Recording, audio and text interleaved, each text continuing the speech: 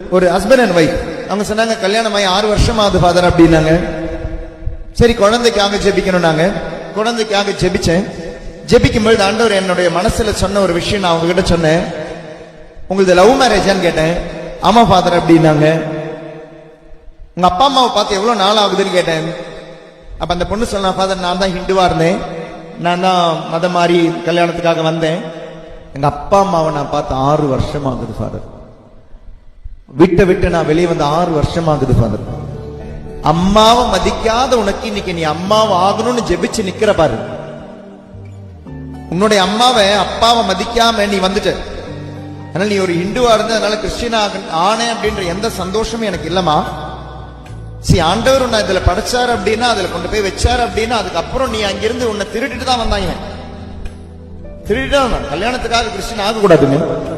கல்யாணத்துக்காக கிறிஸ்டியன் ஆகக்கூடாது. If you are becoming a Christian, become Christian for Christ, not for marriage. திருமணத்துக்காக ஒருத்தர் கிறிஸ்தவத்தை தழுவக்கூடாது.